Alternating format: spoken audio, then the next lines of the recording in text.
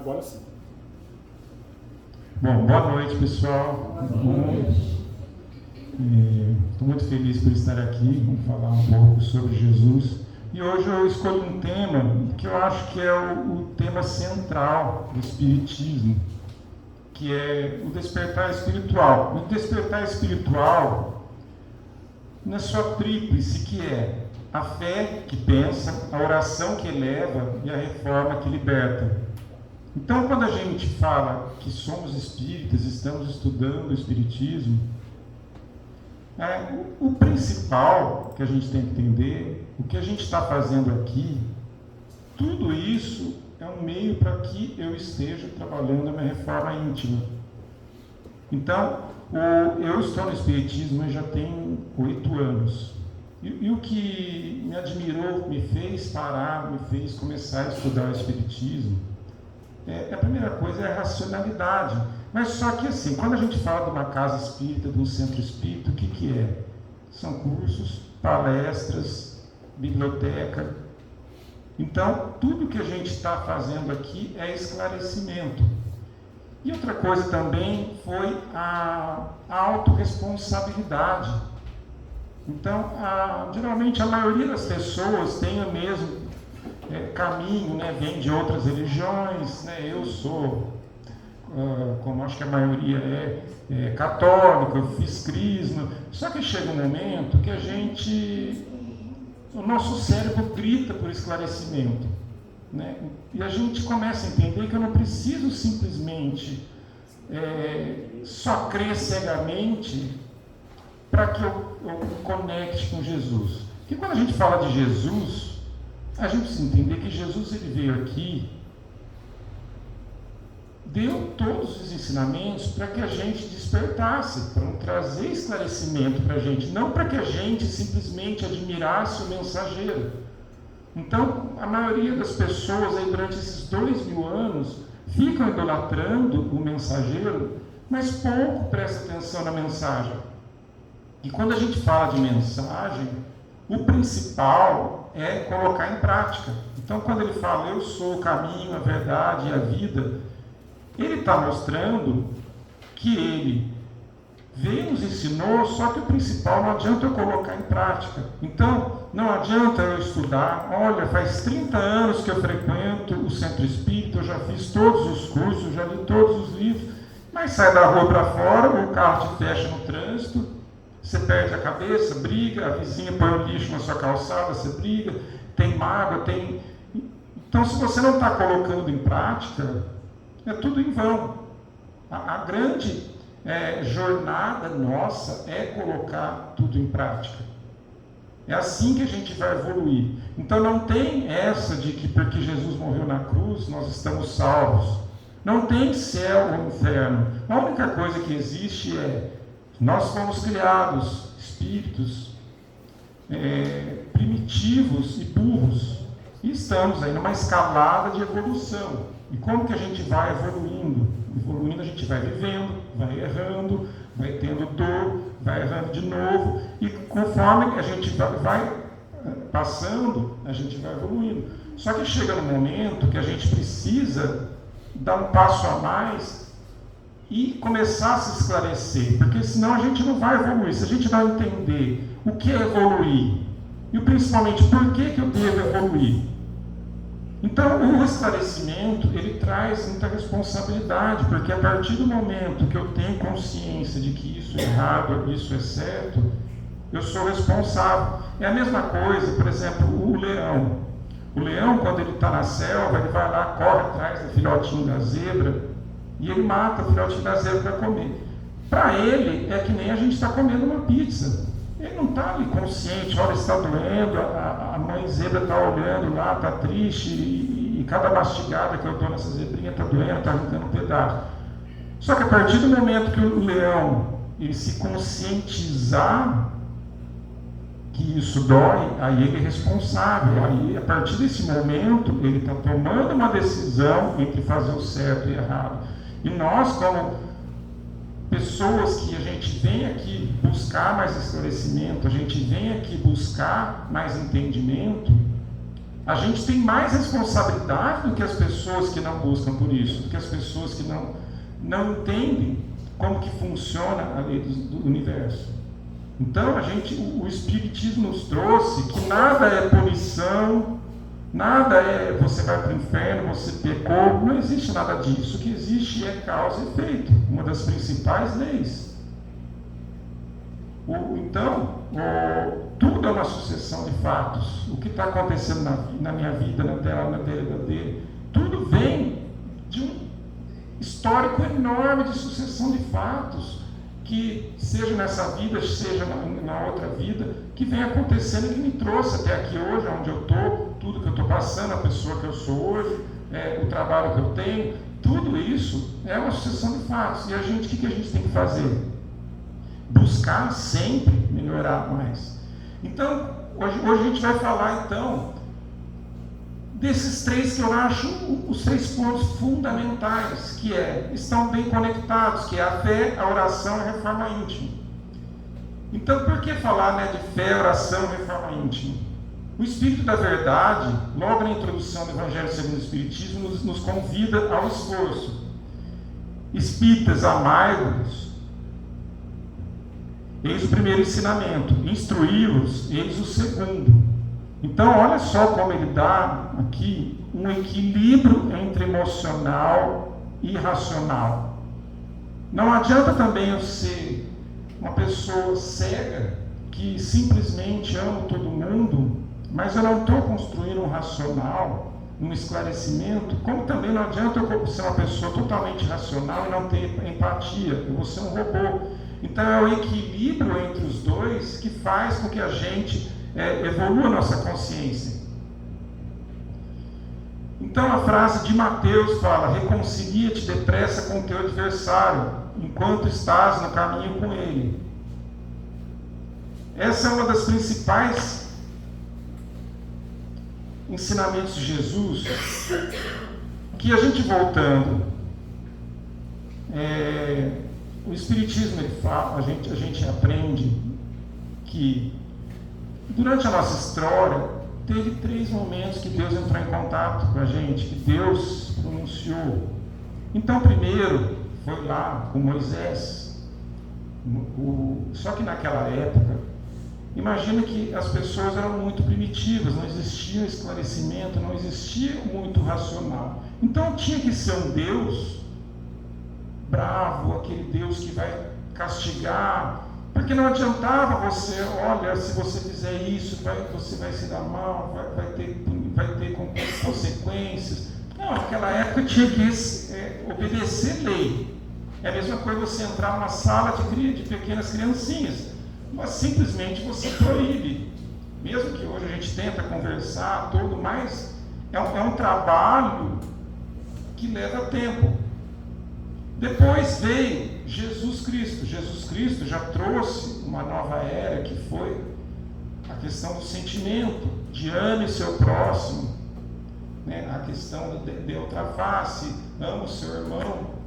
E naquela época, ele não podia muito explicar o porquê isso.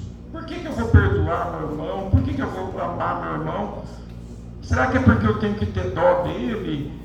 Então, ele não podia aprofundar tanto. E depois veio o terceiro ponto, que veio quando Kardec ele codificou toda a doutrina espírita. Então, Kardec ele usou da metodologia científica para codificar tudo isso. Então, a partir desse momento, a gente começou a entender muita coisa lá atrás. Então, hoje, a gente entende que tudo é vibração, tudo é frequência. Então, eu tenho que muito cuidar da minha vibração, a minha frequência. E aí eu começo a entender por que Jesus falava que eu tinha que perdoar, que eu tinha que amar o próximo. Porque se eu não perdoar, eu estou me mantendo numa frequência baixa. E não adianta eu rezar. Então tem aquele momento que Jesus fala, no Sermão da Montanha, que quando for orar, primeiro perdoa. Porque como é que você vai pedir perdão do seu pai se você não perdoou o seu irmão? Por quê? Porque se você está numa frequência de mágoa, de conflito, Você não vai atingir aquela frequência, que nem uma onda de rádio. Então, quando ele fala você amar o próximo, o que ele quer dizer? Olha, não é por causa do próximo, é por causa da sua frequência. Você cuidar da sua frequência, porque você só consegue evoluir, você só consegue melhorar se você elevar a sua frequência. E como é que a gente eleva a nossa frequência? É coração e mente. É os nossos pensamentos e os nossos sentimentos. Então, não adianta, por exemplo, eu ser uma pessoa que frequento o culto, frequento a missa, frequento o centro, tomo um passo todo dia, vou ajudar lá a distribuir a cesta básica, a sopa, mas sou uma pessoa que tem uma água aqui, que meus pensamentos são de inveja, olha lá a fulana, tudo.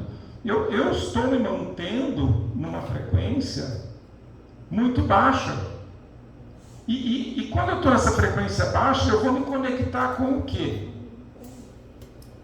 Então, eu vou rezar, mas é a mesma coisa se eu estiver tentando sintonizar uma onda de rádio, eu não estou conseguindo sintonizar aos espíritos superiores, a Jesus, a Deus, porque a minha frequência está baixa.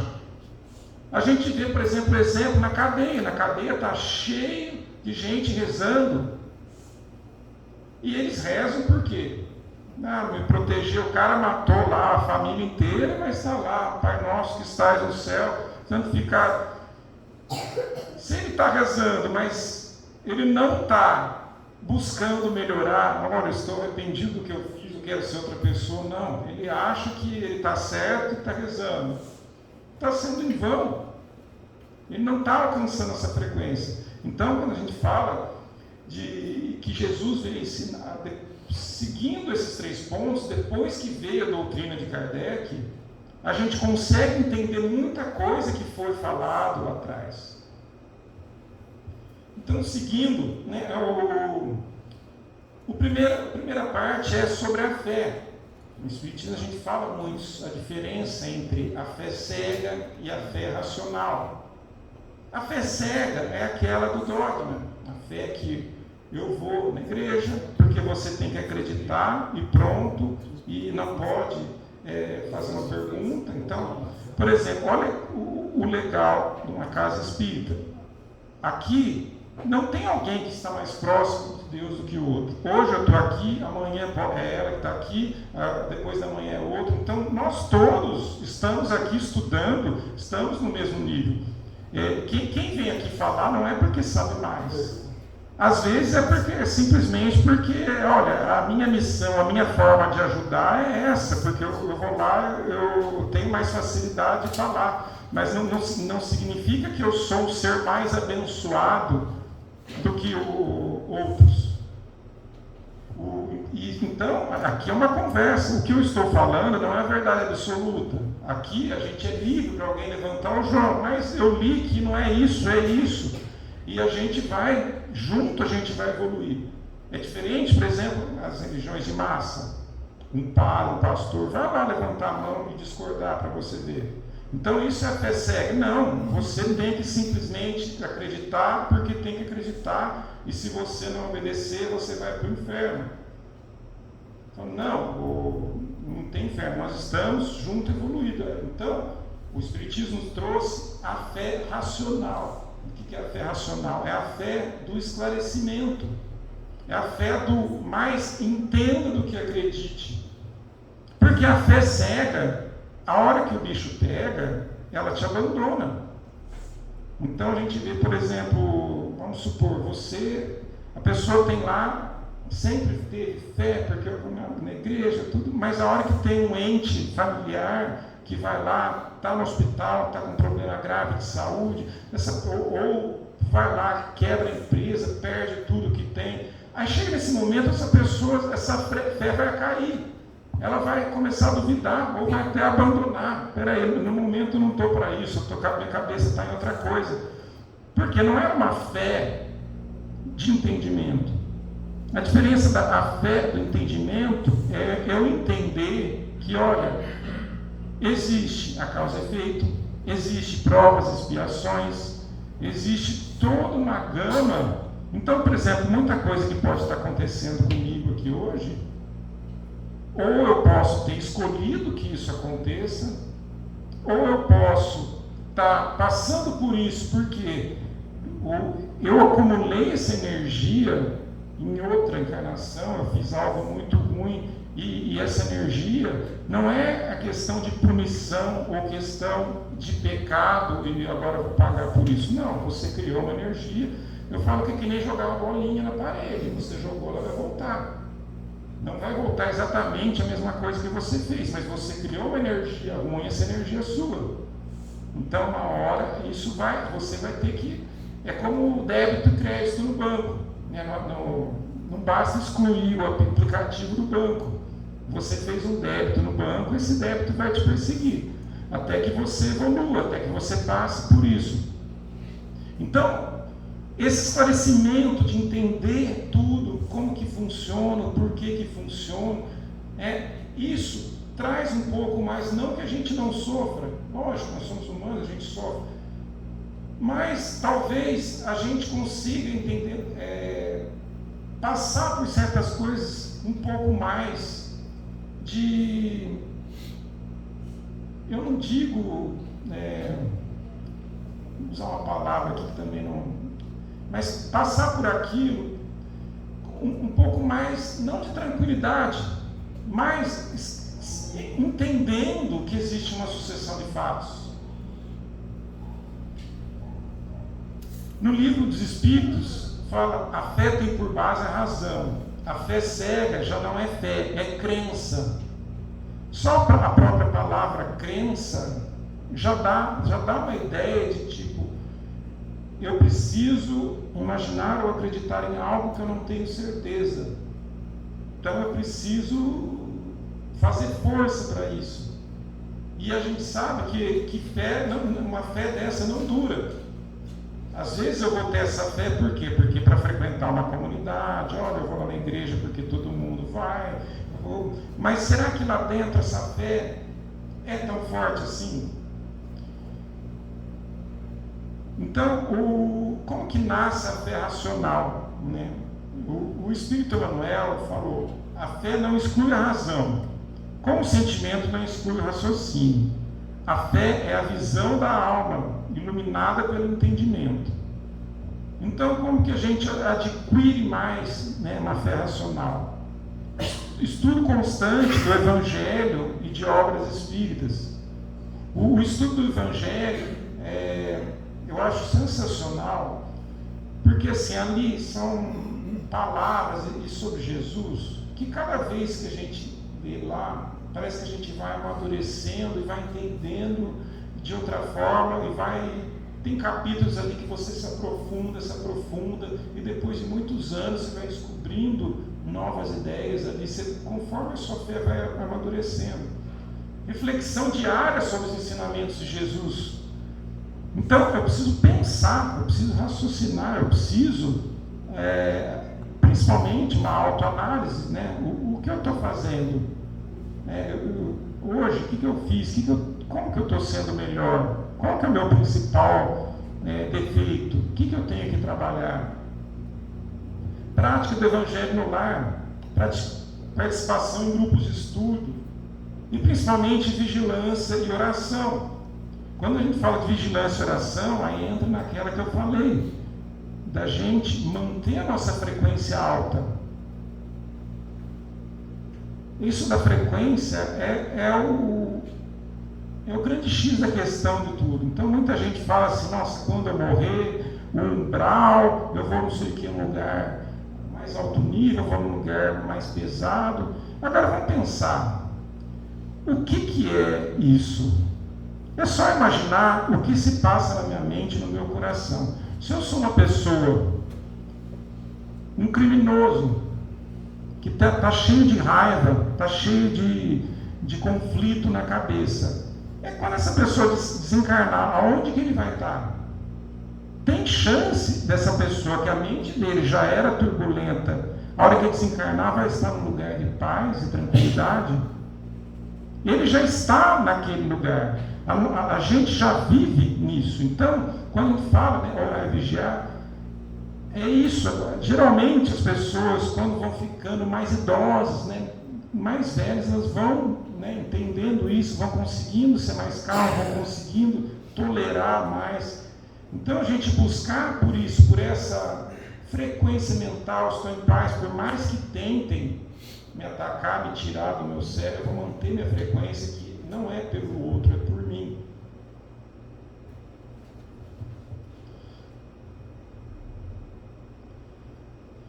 A fé é a luz que nos guia na escuridão das dificuldades. A fé é aquele recurso silencioso que diz: ainda não entendo, mas confio. Está difícil, mas vou continuar. Parece o fim, mas sei que é recomeço. A fé sem obras é morta. E como é a mesma coisa assim, aquela história do monge que vai sentar na montanha e ficar o resto da vida lá sozinho meditando. Isso evolui? Não vai evoluir. Ele só está perdendo tempo, porque a evolução ela está justamente em eu vir para os desafios da vida, em ser testado por tudo. Isso que é evolução. Quando eu vou lá, sou testado de uma maneira muito forte e eu consigo seguir em frente, mantendo a minha postura moral, mantendo a minha fé, no sentido de eu vou continuar com tudo aquilo que eu acredito que moralmente é certo, eu não vou cair, eu vou continuar andando, vou continuar sendo a melhor pessoa possível, mesmo que tudo desabe. Então a fé, ela vem com obras. Geralmente a gente fala muito que a caridade e a fé, elas estão muito conectadas. Porque, por exemplo, você só vai ser caridoso de verdade, a sua caridade só é autêntica quando você realmente tem a fé racional, quando você entende de verdade o propósito de tudo aquilo. Eu não estou fazendo mais para aparecer, eu não estou fazendo porque, olha, por peso da consciência, porque tem. Não, porque eu acredito em algo muito maior. É diferente, por exemplo, se a gente achar que não existe nada. Quando eu desencarnar, não vai acontecer mais nada. É como quebrar um computador, tudo vai apagar e nada mais vai existir.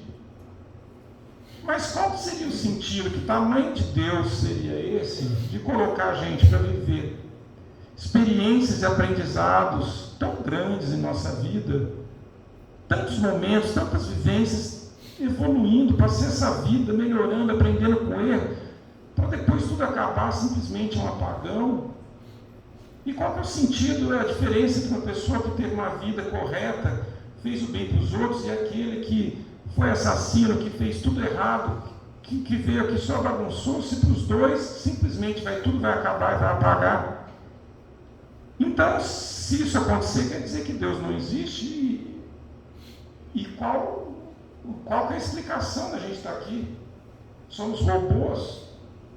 É a mesma coisa quando fala, né, de céu e inferno.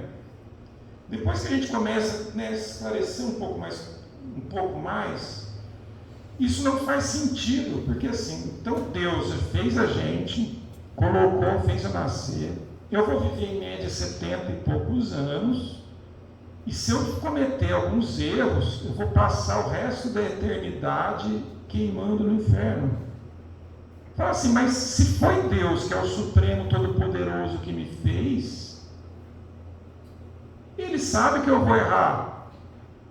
Não faz sentido. E outra, a gente só vai começar a entender o que está acontecendo lá pelos 20 e poucos anos, aí já errei. Então, quer dizer, não tem ninguém no céu.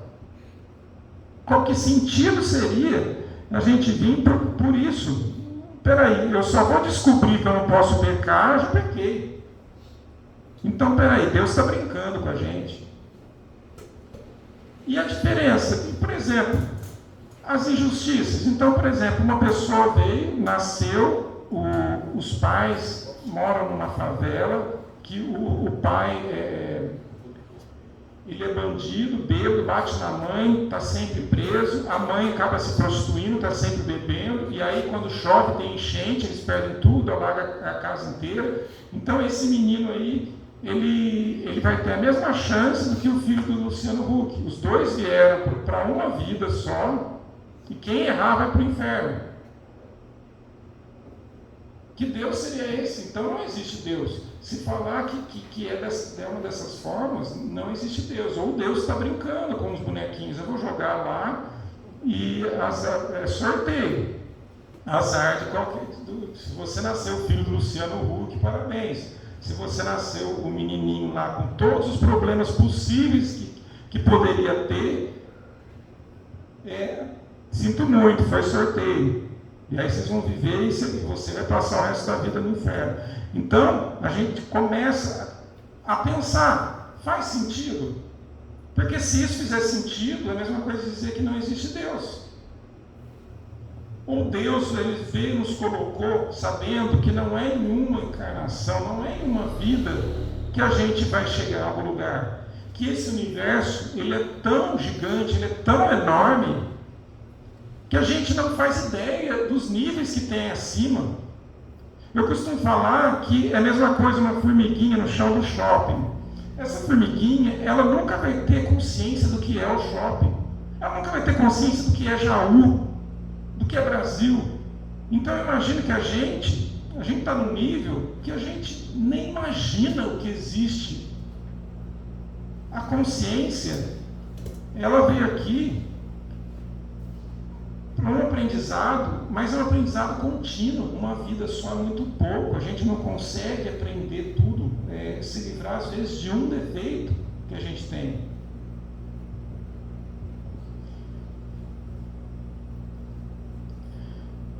A fé transforma a forma como vemos a vida, a forma como enfrentamos o problema, a forma como tratamos as pessoas, a forma como olhamos para nós mesmos.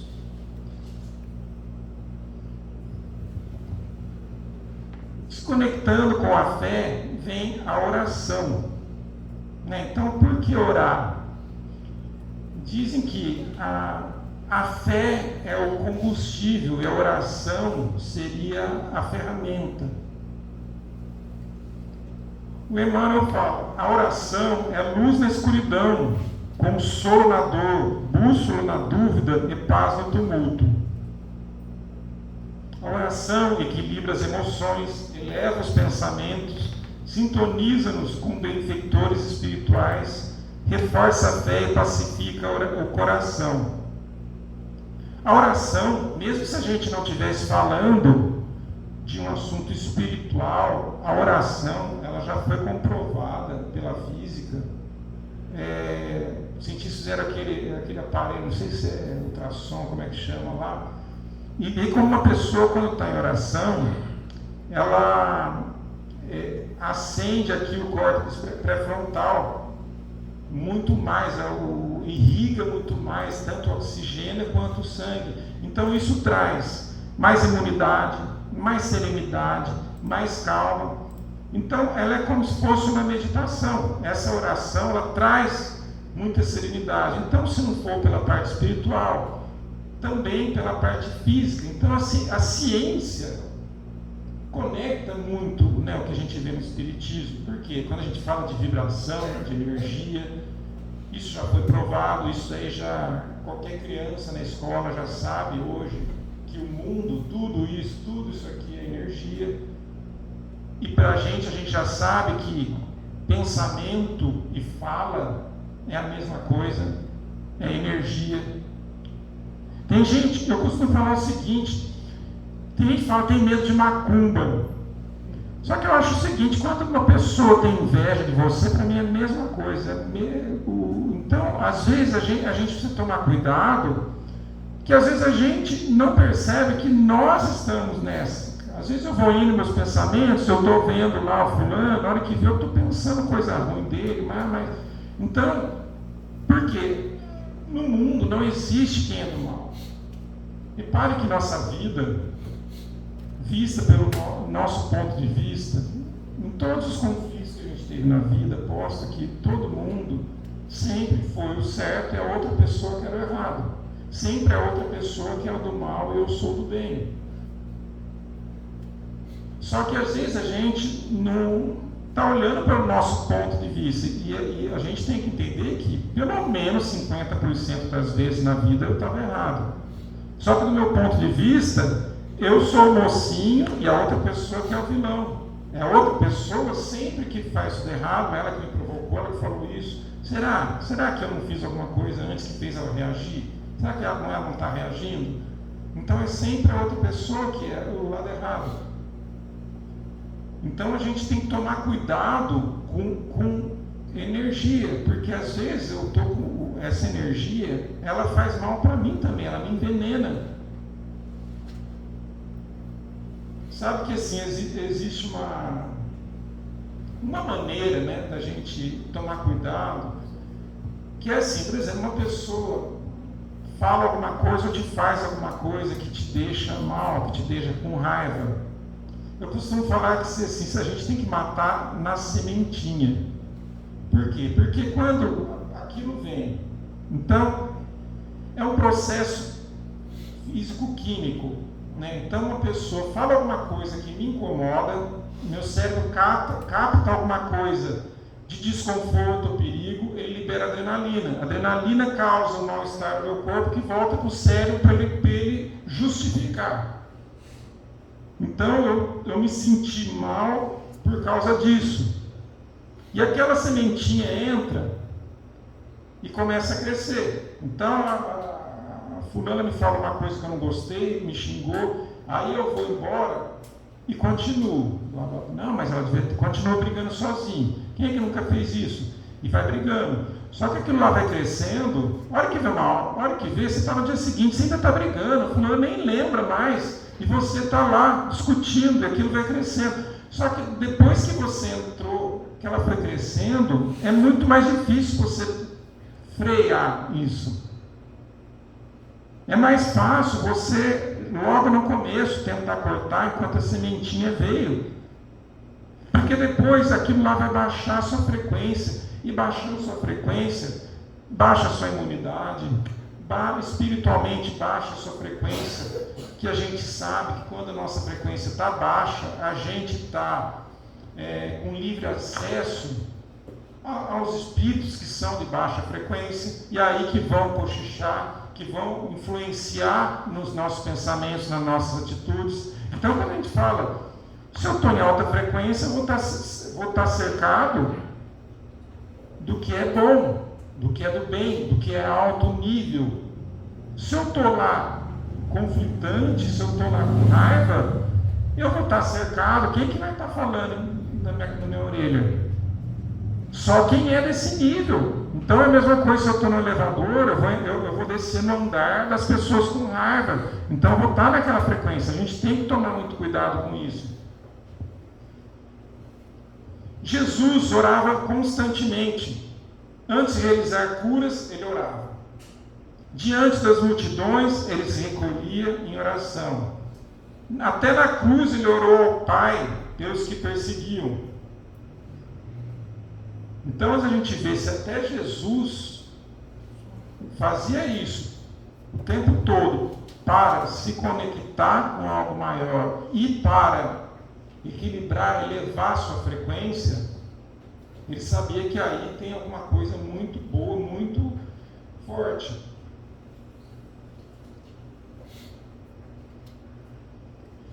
A oração, segundo o Espiritismo, é um fenômeno vibracional. No livro dos Espíritos, a prece torna melhor o homem, porque aquele que ora com fervor e confiança se torna mais forte contra as tentações do mal, e Deus lhe envia bons espíritos para assisti-lo. Então, quando a gente fala de oração, eu listo aqui 4 tipos de oração. A oração de louvor, quando agradecemos e reconhecemos a grandeza de Deus, é uma oração de conexão. A oração de súplica, quando pedimos força, sabedoria, auxílio. E as outras 2 que eu acho que são as mais fortes, que são a oração de gratidão. A gente agradecer, quando a gente ora agradecendo, mesmo por que nada tenha acontecido, você está trazendo as coisas boas na vida, você está se colocando naquela vibração. E a oração de intercessão, que é quando a gente ora pelos outros. Então essa oração, ela é muito forte, porque ela é um tipo de caridade. Quando eu estou lá orando por uma pessoa que precisa, que esteja doente, perdeu o emprego, se acidentou, ou aquela pessoa está fora de si, está nervosa ultimamente, eu vou orar por ela. Então eu estou fazendo caridade, eu estou mandando a minha boa vibração para outra pessoa. Eu deixo o meu orgulho de lado e começo a orar por outra pessoa.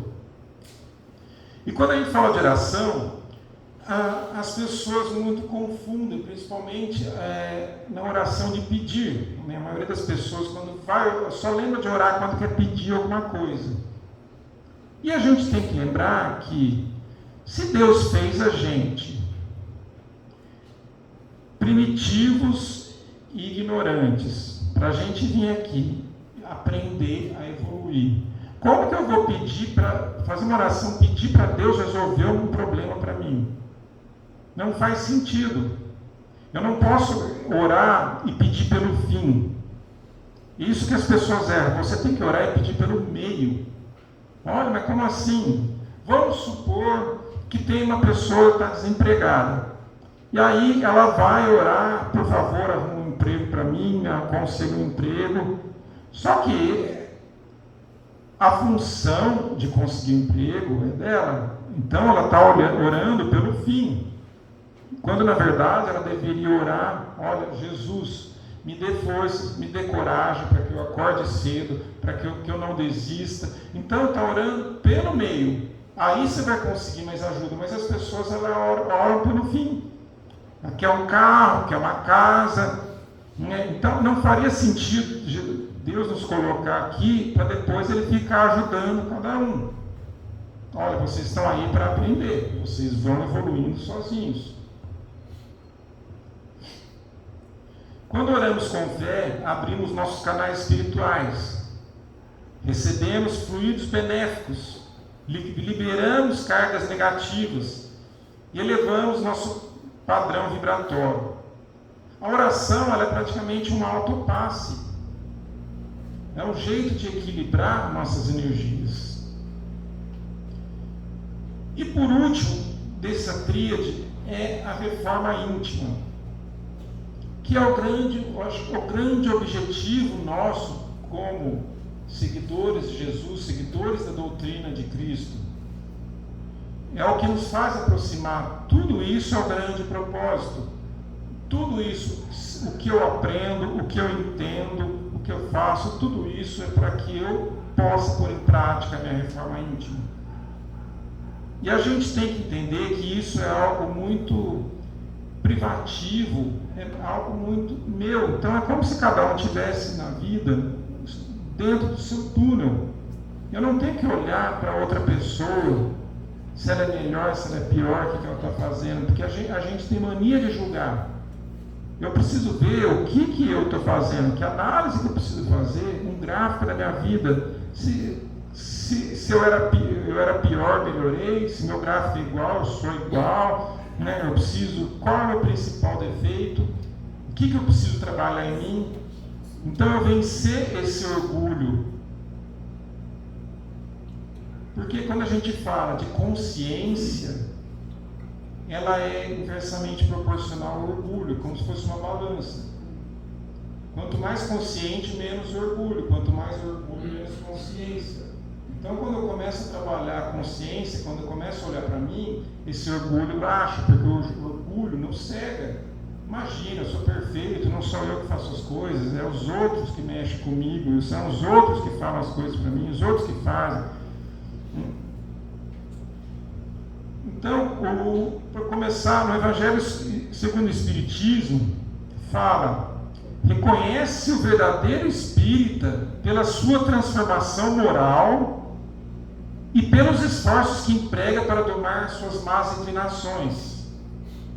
Então, olha só, dois pontos importantes.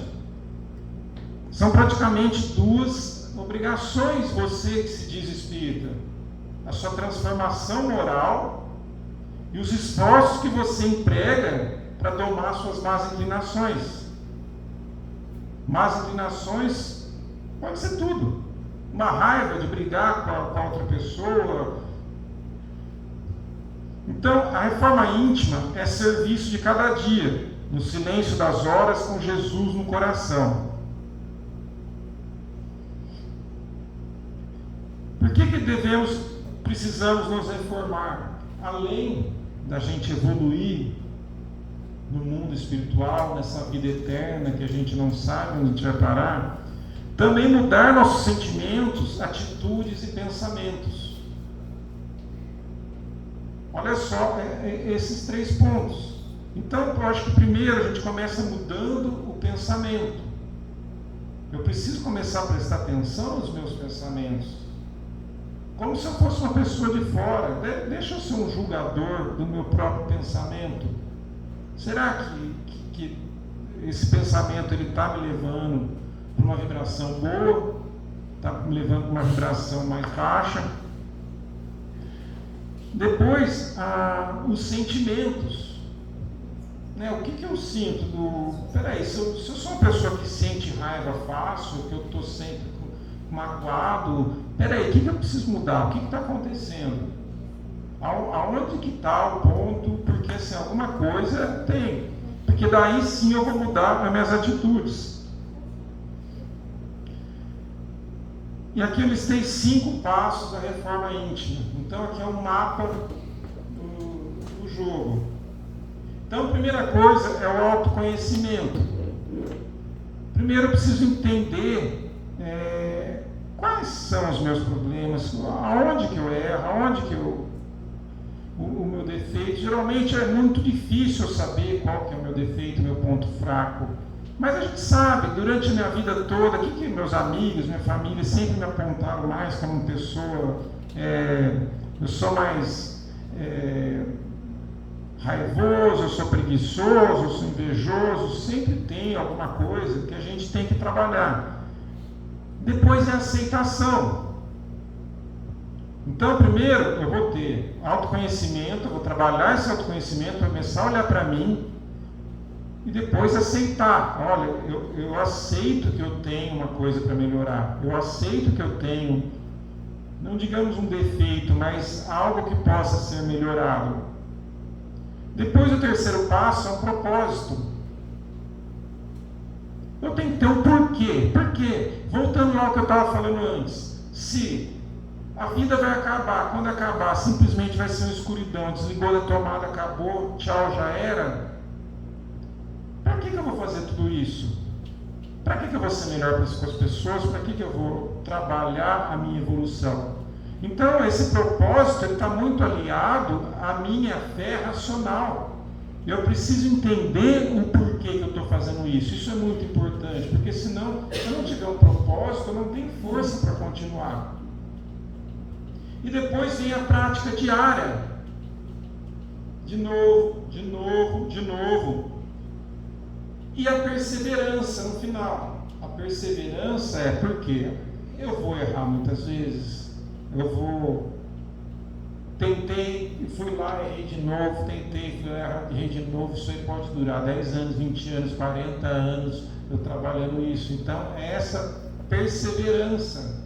Mas, só o fato de eu estar trabalhando a reforma íntima, a minha consciência, ela já começa a expandir. Porque a partir do momento que eu começo a prestar atenção em mim mesmo, a minha consciência começa a expandir. Aí entra igual naquela história do leão. Eu começo a expandir a consciência e falar, agora eu me sinto responsável por tal coisa. Agora eu vi que eu tenho tais isso para melhorar, e isso começa até me causar vergonha. Olha, eu errei, fiquei mal porque eu errei, eu não consegui dessa vez, mas na próxima eu vou conseguir. Então, é essa perseverança, de novo. Às vezes pode ser que eu não resolva isso nessa encarnação, mas só o fato de eu estar trabalhando isso, eu já estou evoluindo. E os obstáculos à reforma íntima. A autossabotagem. Eu sou assim mesmo. A comparação. Ah, mas o fulano é pior que eu. O orgulho disfarçado. Ah, eu já sei o suficiente. Eu já fiz todos os cursos, eu já li todos os livros. Ou o medo da mudança. E se eu não conseguir? Ué, se você não conseguir, você está com pressa? O que a gente mais tem é tempo. O que eu preciso é uma grande jornada. O que eu preciso é começar o primeiro passo. Então, que hoje fique essa mensagem para a gente, que oração, fé e reforma íntima estão totalmente conectadas, né? Então, a fé, ela é o nosso combustível, a oração, ela é a ferramenta, e a reforma íntima, ela é o propósito, é o que nos vai aproximar de Deus cada vez mais. Então, pessoal, eu agradeço a presença de todos, muito boa noite a todos e obrigado. Faz a prece aqui. Então vamos agora baixar.